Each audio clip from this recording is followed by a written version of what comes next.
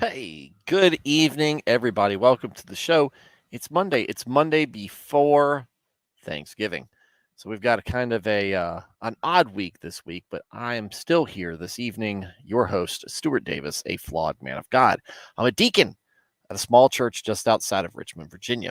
I'm not a pastor. I'm not a biblical scholar. I haven't been to seminary. I'm not trying to get you to join my church or donate to any special cause. What I'm trying to do here is just talk about God, talk about Jesus, talk about the Holy Spirit, talk about Christianity, talk about the Bible, talk about issues in life today, throughout the world, current events and whatnot, as they affect Christians both within the church and without, through the perception of myself, a lifelong Christian, 39 years, non denominational Protestant.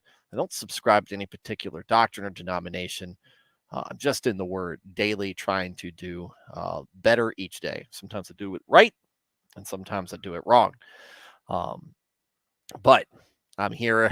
I'm here most days discussing it. So, welcome to the show. Glad to have you here. If you are somebody who is looking um, to learn more about Jesus, maybe start a relationship with him. If you're curious about your existence beyond just this life on this earth, welcome to the show. Glad to have you here. You're a big reason I started this show in the first place.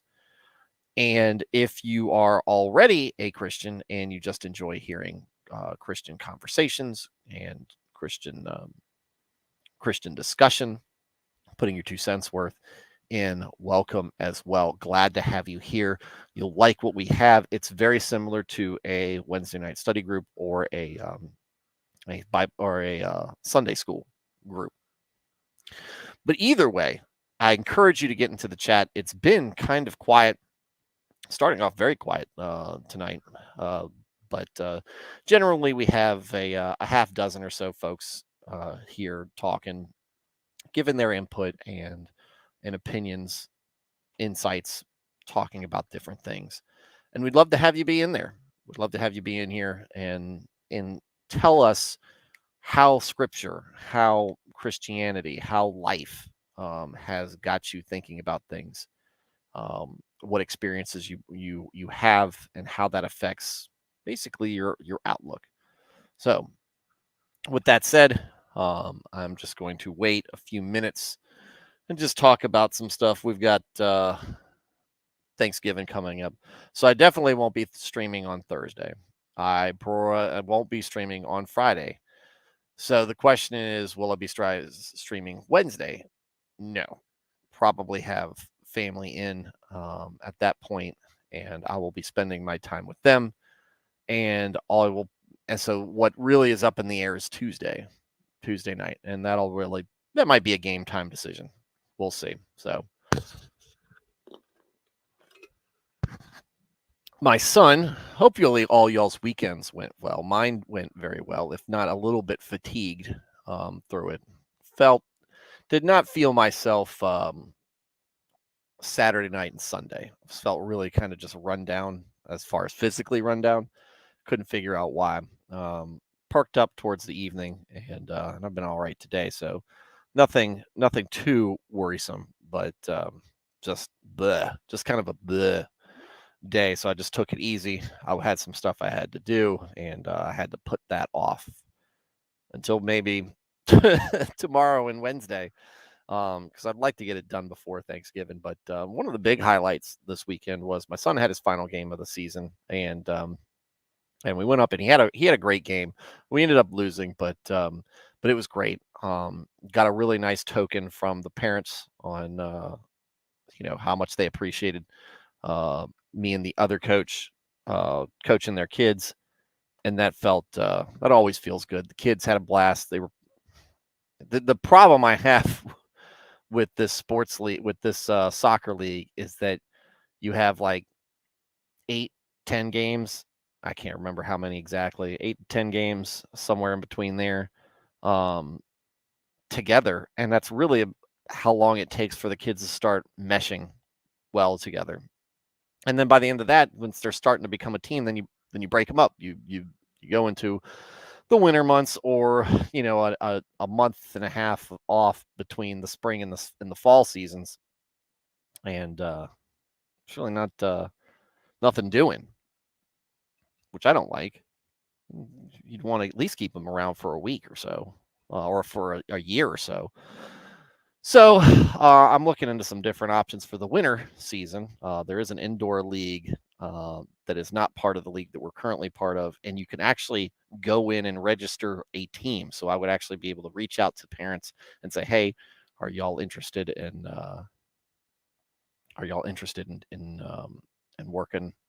working with us and doing a team of all of our own?"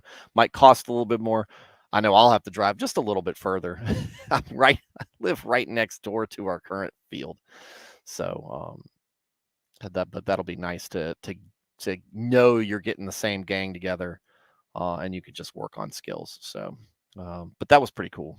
That was pretty cool. Oh, I also took my kids to a very small Comic-Con in Richmond, and it was very small. I've never actually been to a convention before like that. I've been to auto shows and whatnot, but I've never been to a convention related to that. But yeah, I picked up a couple of things for the kids that they thought was neat.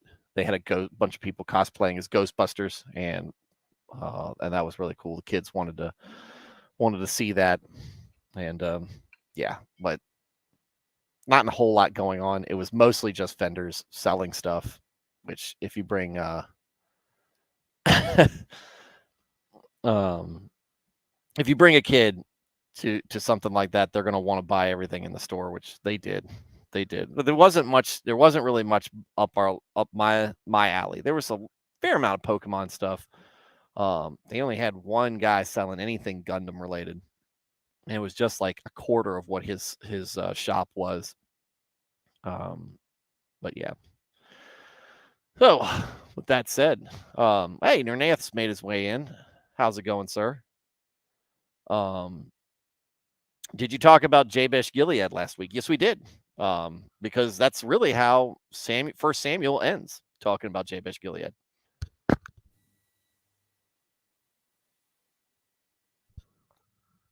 It's really how it ends. And I'm sure it will pop up some more, but it was but like I said, that's kind of very much the no man left behind, take care of your own, whether living or dead, um, kind of account there that you really appreciate. You see people of character do things like that. You care about your family, not just the immediate family, but the people that you um, have a community with. And really, the Israelites are supposed to be looking out for each other, supposed to be looking out for kind of anybody who they cross paths with, who's in need, um, and isn't and isn't part of the Canaanites and the other heathen religions, um, but particularly their own people. And it's something that, even though we had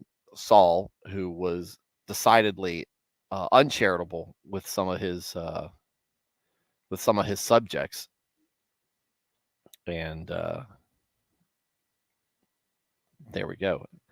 They still ended up showing him respect. He was still the king, as David points out several times throughout First Samuel. That was the case. And actually, no, we didn't go over that Thursday night. We went over that Wednesday when we closed out First Samuel, the readings, and then we did the review on Thursday. The review on Thursday was great, but Nernath, if you'd watched the show, you'd have known that. I did a small live chat on Discord Friday night while I was putting together furniture. How's it going, Dresden? Put a small live chat Friday night because I wasn't streaming Friday like I wanted to. I was getting together furniture. So while I was putting together the furniture, I was just talking. Nico and Nernath were there, and that was good. Just chilling and BSing. At least I was. I don't know if they weren't. They might have been serious. So, um, So we've got a couple of people in here. So, all right. So let's lead into 2 Samuel. Like I said, Thursday we covered First Samuel, and really what happens is at the end of First Samuel is Saul dies. Saul is killed by the Amalekites, and they did exactly what the apparition that looks like and could have been Samuel told Saul was going to happen. He and his sons he and his sons would be dead, and his army would be utterly defeated. And that's exactly what happened. Saul ends up falling on his own sword. If Nico was very surprised about how that happened. There he is. Hey, what's going on, Nico?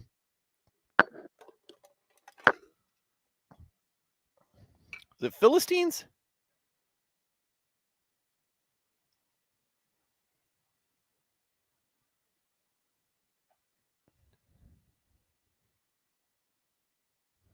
Oh, you're right, Philistines. It was Amalekites at Ziklag. Whatever.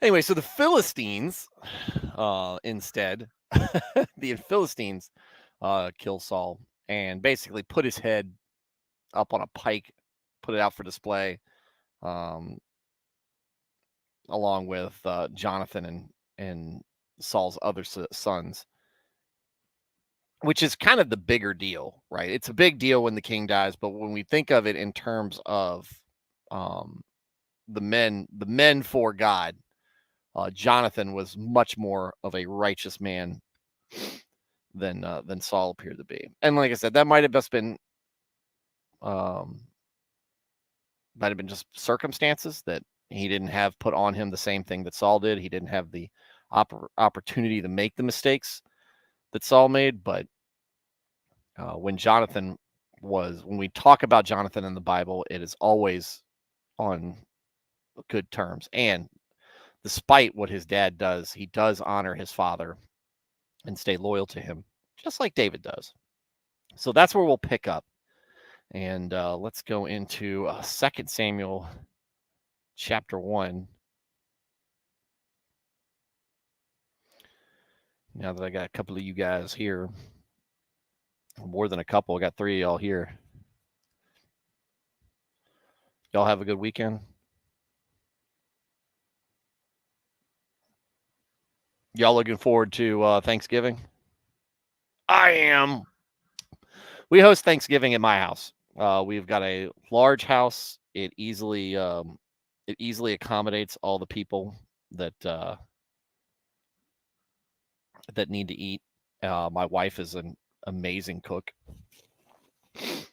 and that makes it the most convenient. So, family coming in from out of town, cousins will be able to get together and play. I'm excited. The kids are excited. We're all excited. Bring your appetites. And here we go. All right. So, new links in the description on where we start here. 2 Samuel. Again, I use Bible Gateway. To me, it's the easiest to navigate. Just easy to get to. Website that has the Bible on it. If someone says, I don't have my Bible on me, you literally have the Bible with you if you have an internet connection and a cell phone. It's on the browser, easily to pull up. All you got to do is type it into Google or wherever, and it'll generally link you here to Bible Gateway. You can look up different translations. I highly recommend it. Love using it as a tool here. It has served me well from the beginning of doing this. So they have an app. The app has seemed better. It was very buggy when I first started using it, but the app has seemed better the more I've used it. So there you go. Chapter 1. David hears of Saul's death. After the death of Saul, David returned from striking down the Amalekites. You see why it's easy for me to get confused here. You got all sorts of people running around. Striking down the Amalekites and stayed in Ziklag 2 days. On the 3rd day, a man arrived from Saul's camp with his clothes torn and dust on his head. When he came to David, he fell on the ground to pay him honor. Where have you come from? David asked him. He answered, I have escaped from the Israelite camp. What happened? David asked. Tell me. The men fled from the battle, he replied. Many of them fell and died, and Saul and his son Jonathan are dead. Then David said to the young man who brought him the report, how do you know that Saul and his son Jonathan are dead? I happened to be on Mount Gilboa, the young man said, and there was Saul leaning on his spear with the chariots and their drivers in hot pursuit. When he turned around and saw me, he called out to me, and I said, what can I do? He asked me, who are you? An Amalekite, I answered. Then he said to me, stand here by me and kill me. I'm in the throes of death, but I'm still alive. Oh, wow. So I stood beside him and killed him, because I knew that after he had fallen, he could not survive. And I took the crown that was on his head and the band on his arm and have brought them here to my Lord. Whoa, big deal here. All right, so we left Wednesday night. We left off finishing the chapter, assuming that the armor bearer had refused to kill Saul. Saul falls on a sword, and he just killed himself. And I guess that's attempted suicide, and probably would have been suicide. Maybe. I don't know. Saul's not one for accuracy with his spears, right? Right? We know this. He's missed David a bunch of times. So it wouldn't be out of the realm of possibility to believe that Saul actually didn't hit anything vital on while he was running himself through with a spear or sword, whatever he was that he had fallen on. So this Amalekite sees him, and I guess he's for some reason he's an Amalekite. But he's in the Israelite camp. Maybe he's like a helper or a slave or something like that. Maybe both. And sees what goes on. He goes up to the king, and the king tells him, kill me. I'm in the throes of my death. You know, he provides the mercy stroke of some sort, but takes his crown and takes his armband and brings them to David. And Nika says, damn, if I were him, I wouldn't dare come to David with the crown. David's a righteous man, all right? And David has a good reputation, it seems, among everybody, right? He's got that he's just got that air about him. He's got that reputation about him that he's an honorable person. So a man coming up to him with a crown and an armband of the king to present to him as proof of death and to bring him tidings of his king's death, he's not going to be met with any type of consequences. He could easily have had sold the crown and armband. He could have thrown them away because he was scared. We see somebody who does the right thing, and David's not one, at least at this point in his life. David's not one to take that out, do the wrong thing.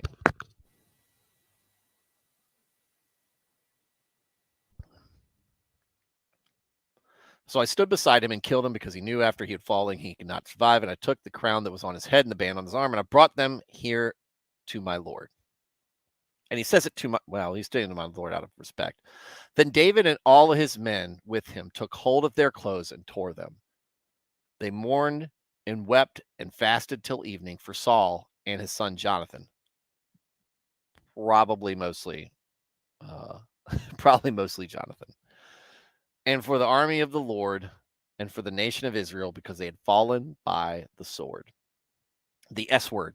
They had fallen by the S word. David said to the young man who brought him the report, where are you from? I am the son of a foreigner, an Amalekite, he answered. David asked him, why weren't you afraid to lift your hand to destroy the Lord's anointed? Then David called to one of his men and said, go strike him down. So he struck him down and he died. Oh, there we go, Nico. There you go. Vindicated. For David had said to him, your blood be on your own head. Your own mouth testified against you when you said, I killed the Lord's anointed. So he's a battlefield scavenger.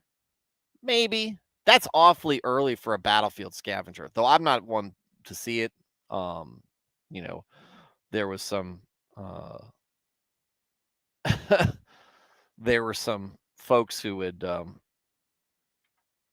we had talked about in Iraq, the Bedouins who were very fast at getting out and claiming any type of scraps, whether it be a battlefield or just leaving it where they could get it. Scavengers are out there. And people followed armies to pick over the stricken field. Could have been, but they were still in the battle, right? And he's on the run. So it'd be interesting to see how that all fell into place. But no good deed goes unpunished here, because he didn't really loot Saul. He brings the thing. Maybe he thought he would get some great reward. He doesn't ask for one here. He just brings him tidings. And so this is another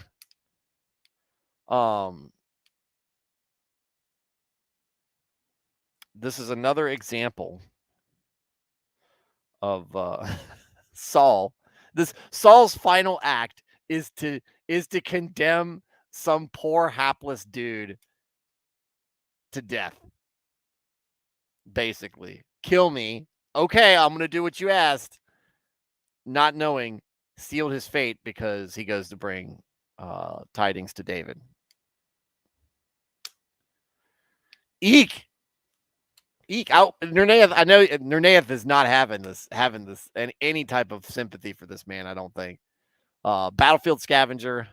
The battlefield scavenger. People followed armies to pick over the stricken field. Often they were camp followers who helped pitch and carry stuff. Might be a servant of the Philistine lords. Maybe. It'd be interesting to find how this all went down. Maybe he was an opportunist, right? And maybe he was doing it because he wanted to get something out of it. Or maybe, just maybe, legitimately decent dude. And he legitimately decent dude, and just wrong place at the wrong time.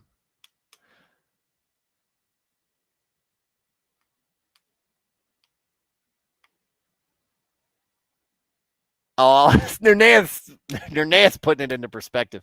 Nico said, "Yeah, but is that Saul's fault though? David could have just done nothing with him." Well, I mean, David basically says, "Your own mouth testified against you when you said I killed the Lord's anointed." David is a man after the Lord's own heart. David is supposed to follow in Saul's footsteps as king. And he knows that's God's plan. And even then, when he's being hunted by Saul, Saul is in his power to kill twice. And both times David said, no, I can't. He's the Lord's anointed. David takes that very seriously. Why? Because it's the Lord. It's God. It's a heavy conviction. Heavy enough to die over. So I love what Nernaeth says here. Saul killed an Amalekite in death that he spared in life, that God told him to annihilate. Told all of us to annihilate. So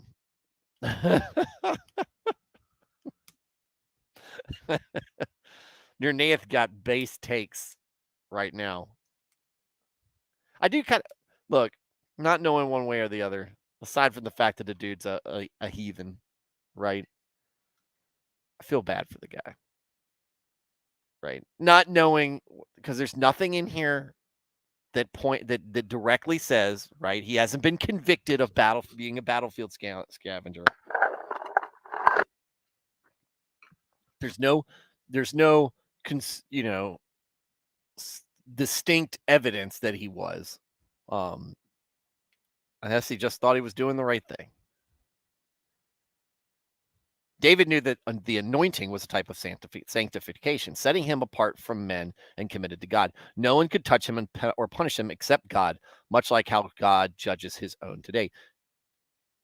Very astute right here. This is the real part of it. This is the real crux of what's being illustrated here by David. God doesn't tell David to kill him. Now, if God had said, David, kill Saul, he's my anointed, but he's done. He's gone too far. Whatever. Obviously David's completely justified. We never see God give him that instruction, and David never does it. Again, even though it would seem like the right thing to do, look, fell right into my lap. I can stab him right now. Stab him in the back while he's taking a piss or dump, whatever he was doing. He was relieving himself. He doesn't, because, and he makes this point both times, we're not doing it this way. He is the anointed. I just need to run. And that is difficult for folks like myself who are very much, and I'm sure it was difficult for David as well. This probably was difficult for David for a multitude of reasons, right? He's married. This is his father-in-law. His best friend's dad. He basically, had been spending time and looking up to Saul as like a second father. He really he seemed to admire the man, and yet this man has tried to kill him. This man has, and on top of that, he has done great deeds in Saul's name. He is loyal to him, and yet Saul has tried to kill him and has chased him all over Israel, trying to kill him. And it seems to never end. And every time, and he spared him both times, and both times Saul seemed to say the right thing, but it all ends up in the same way. It all ends up the same way. Now, add to that the other the aspect of somebody's trying to kill me. I am a warrior. My first inclination is to neutralize the threat, but I can't.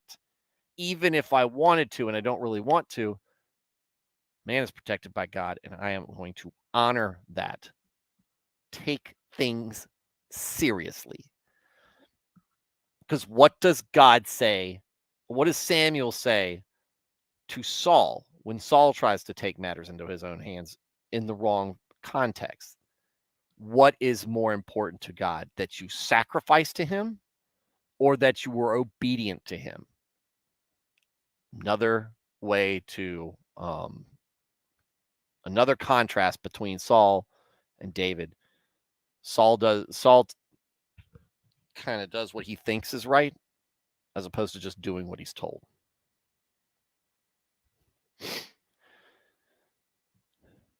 It just doesn't seem like neither did God instructed. It doesn't seem like God instructed David to kill the poor dude, because this would just be out of David's free will or anger. Don't know. But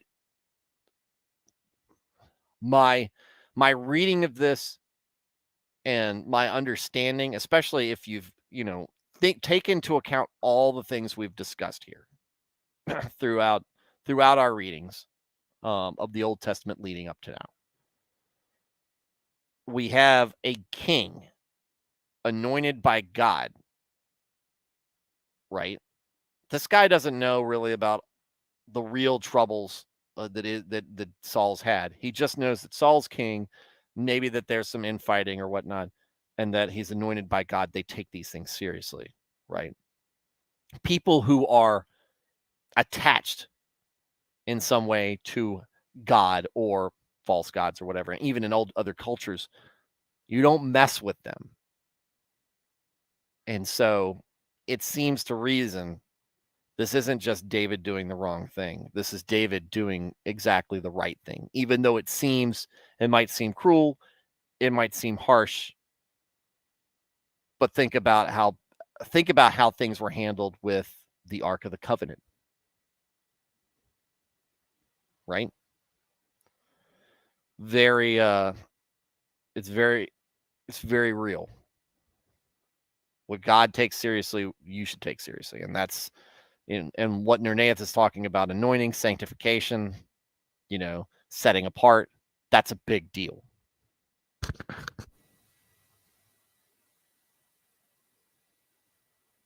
So I don't see anything really to give me pause here. Right? But you were right in your first instinct, Nico. I'm not taking that crown back. I'm not taking that to David. He'll kill me. Because he would. So, but yeah, it could have been, it could have been some money grubbing opportunist doing it, or it could just be like some guy, wrong place, wrong time, did the wrong thing. Let's see. Just did what Saul told me to do. Don't do what Saul tells you to do. He tells you to do bad things all the time. All right, let's get serious. David's lament for Saul and Jonathan.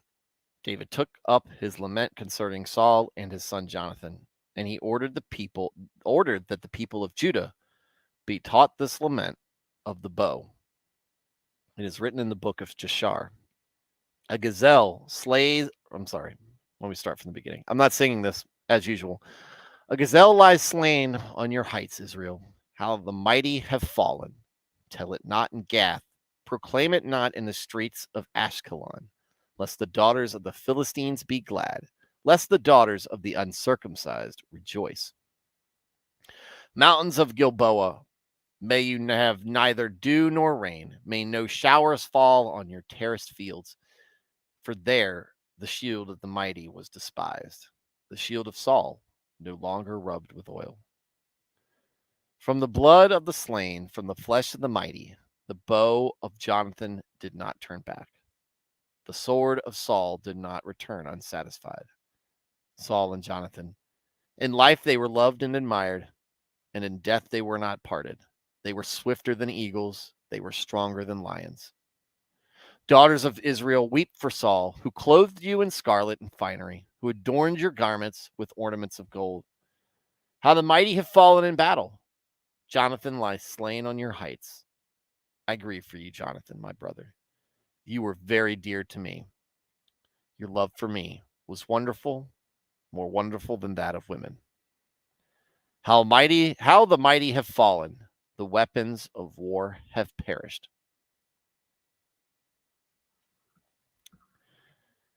There you go.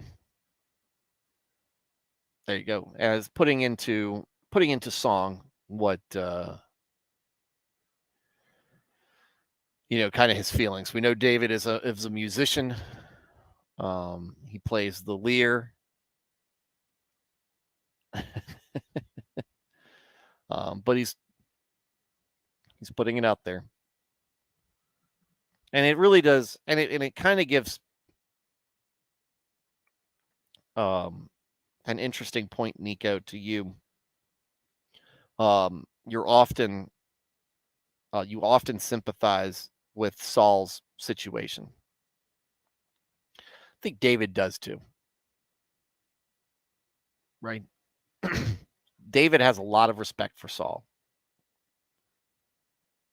And it'd be interesting to see if Saul received if by Christ's sacrifice or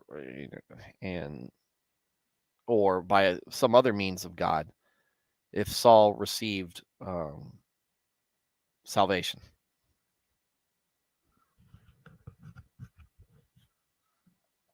So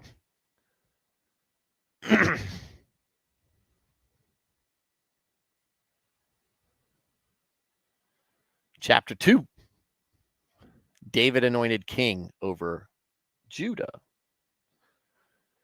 In the course of time, David inquired of the Lord, "Shall I go up to one of the towns of Judah?" he asked. The Lord said, "Go up." David asked, "Where should I go?" "To Hebron," the Lord answered. So David went up there with his 2 wives, Ahinoam of Jezreel and Abigail, the widow of Nabal of Carmel. They have to remind everybody, Ahinoam is from Jezreel, and Abigail is the widow of Nabal. David also took the men who were with him, each with his family, and they settled in Hebron and his towns. Then the men of Judah came to Hebron, and there they anointed David king over the tribe of Judah. When David was told that it was from the men, here we go. Where Nernath, I hope you're here. Hope you're listening to this. When David was told that it was the men from Jabesh Gilead who had buried Saul, he sent messengers to say to them and to say to them, "The Lord bless you for showing this kindness to Saul, your master, by burying him. May the Lord now show you kindness and faithfulness, and I too will show you the same favor because you have done this. Now then, be strong and brave, for Saul your master is dead, and the people of Judah have anointed me king over them." There we go.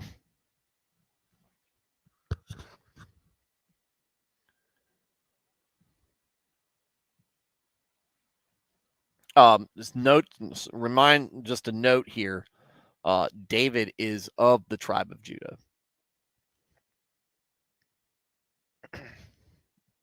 And so now they have made him his king. Now they have made him their king. War between the houses of David and Saul. Oh no, I'm so surprised. Meanwhile, Abner, son of Ner, the commander of Saul's army, had taken Ish-bosheth, son of Saul, and brought him over to Mahanaim.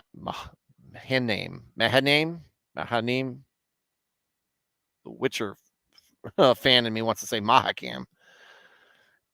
He made him king over Gilead, Ashuri, and Jezreel, and also over Ephraim, Benjamin, and all Israel.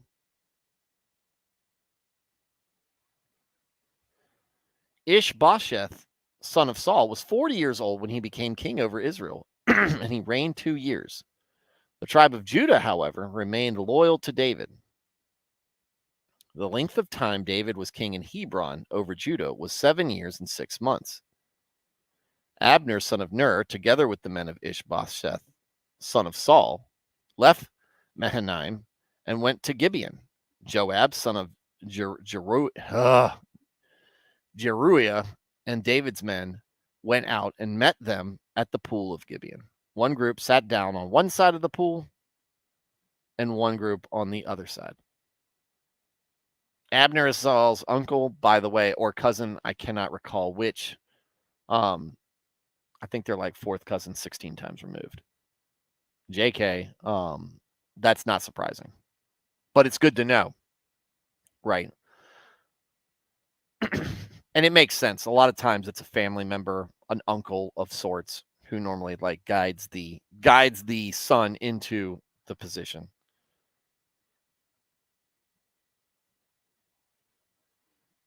Anyway, so one group sat down on one side of the pool and one group on the other side. Then Abner said to Joab, "Let's have some of the young men get up and fight hand to hand in front of us." "All right, let them do it," Joab said. So they stood up and were counted off, 12 men for Benjamin and Ish-bosheth, son of Saul, and 12 for David. Then each man grabbed his opponent by the head and thrust his dagger into his opponent's side, and they fell down together. So that place in Gibeon was called Helkath Hazarim.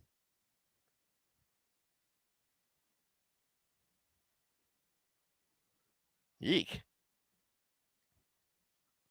Seems like an interesting way to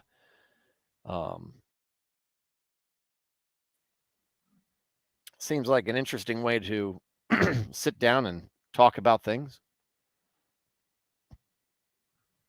The battle that day was very fierce, and Abner and the Israelites were defeated by David's men, because of course they were. The 3 sons of Zeruiah were there: Joab, Abishai, and Asahel. Now Asahel was as fleet-footed as a wild gazelle. He chased Abner, turning neither to the right nor to the left as he pursued him. Abner looked behind him and asked, "Is that you, Asahel?" "It is," he answered. Then Abner said to him, "Turn aside to the right or to the left. Take on one of the young men and strip him of his weapons. But Asahel would not stop chasing him. Again, Abner warned Asahel, stop chasing me. Why should I strike you down? How could I look your brother Joab in the face? But Asahel refused to give up the pursuit. So Abner thrust the butt of his spear into Asahel's stomach, and the spear came out through his back. Good gosh. I guess they had a pointed tip on both ends. Phew. And the spear came out through his back. He fell there and died on the spot. And every man stopped when he came to the place where Asahel had fallen and died. But Joab and Abishai pursued Abner. And as the sun was setting, they came to the hill of Ammah near Giah on the way to the wasteland of Gibeon. Then the men of Benjamin rallied behind Abner. They formed themselves into a group and took their stand on top of the hill. Look, it's over. It's over, Joab and Abishai. They have the high ground.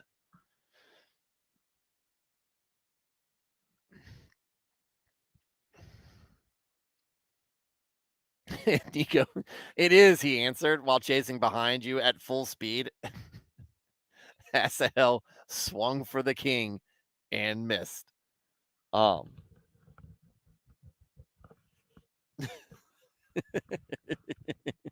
Guys, why? Why would you expect anything different? I'm chasing you. Stop chasing me. Stop chasing me, please. We're in the middle of a battle. And wait, so now I got to go back. Who are these guys? Okay, Joab and Zeruiah, Joab, son of Zeruiah, and is with David. So let's see how this this works out. Abner called out to Joab, "Must the sword devour forever? Don't you realize that this will end in bitterness? How long before you order your men to stop pursuing their fellow Israelites?"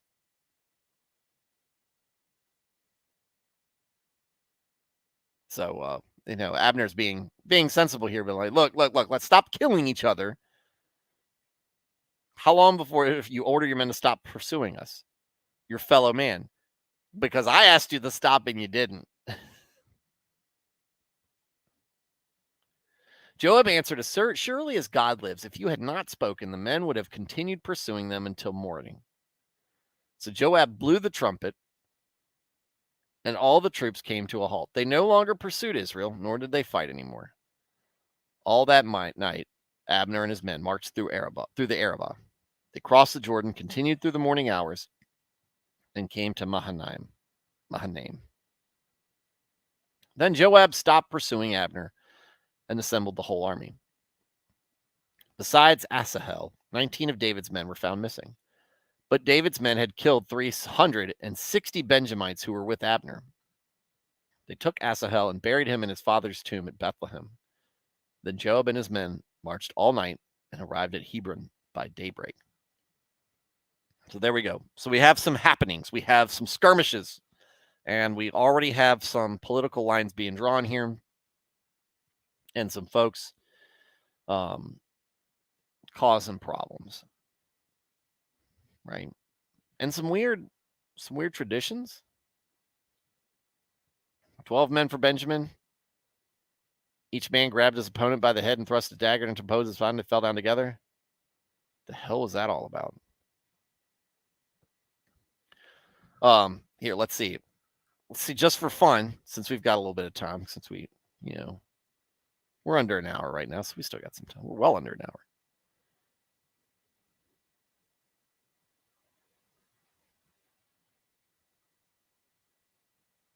2 Samuel 2.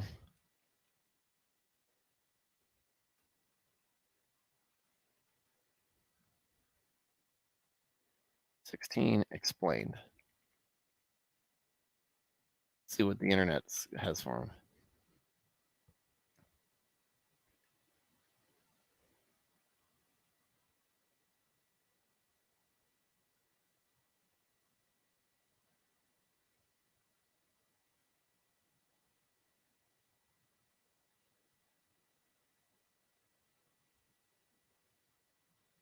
It doesn't say. Well, hold on. It sounds like. Let me look at a different translation. Let me go to King James.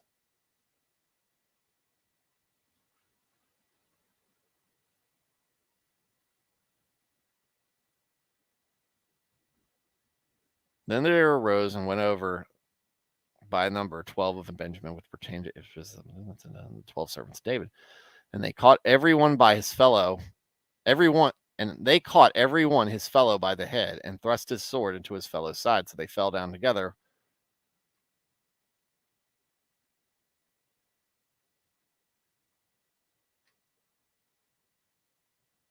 I'm still trying to figure this out.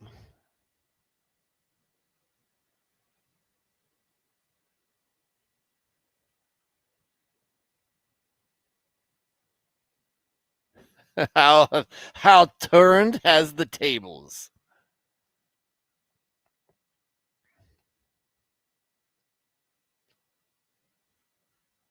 Yeah, there's not a whole lot of people talking about it, so just at their cursory look.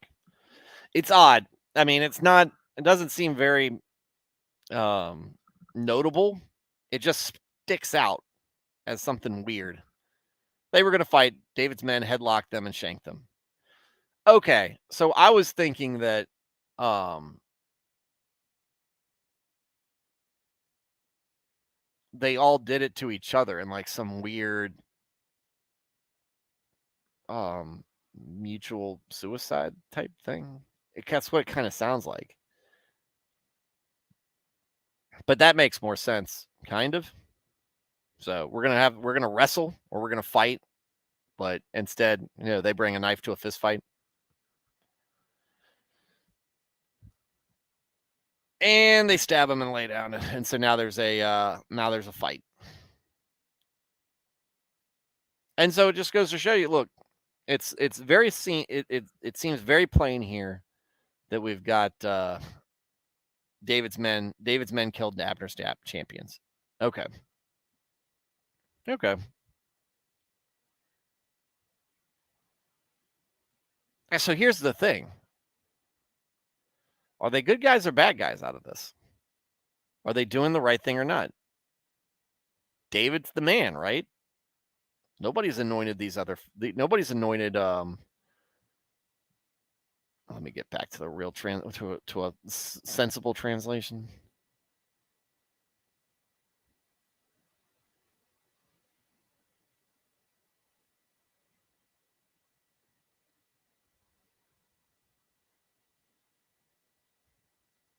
Ish. We'll call him Ish. Nobody's anointed Ish. No, God hasn't anointed him. At least there's nothing said about it here anyway. Um, we know from what Samuel did with David and what God has said and what Samuel has said God has said, and basically every other finger pointing that way. So Joab and Abishai. But is playing dirty wrong in this context because you're on the right side? That's a good question. That is a very good question. But this is where we do it. This is what's going to happen. We already know there's a power vacuum in Israel and Judah, which is a huge portion of the nation of Israel, is now following David, he is a member of their tribe. And then you have Saul's family, who are the royal family, basically, because Saul was king, saying, no, we're the next in line.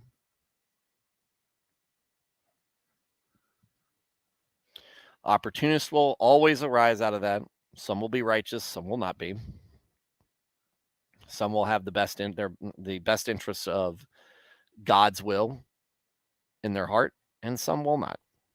And how this plays out, well, we've read a lot about Israelites the past several months. They won't be boring. They might be a little bit predictable, but they won't be boring. And that's where we'll leave things tonight. So, Dresden, because I know you're listening.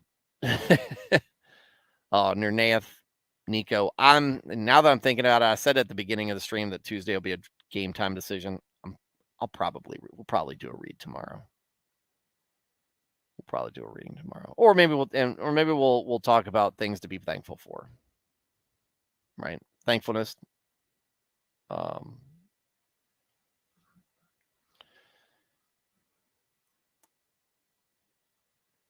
Gratitude, things that we've been given. That might be something to talk about. But we'll do a stream tomorrow, unless something comes up, because I think that'll be fair, and we can go over that. But Nernath, Nico, Dresden, thanks and everybody else listening and tuning in who isn't part of the chat.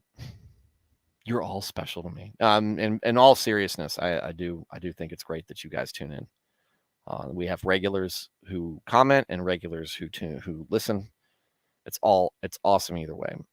Whether you're catching this live or on replay, doesn't matter. And Wild Weeb, wherever you are, same things as you. So with that said, everybody, enjoy the rest of your Monday evening. Good night, and God bless.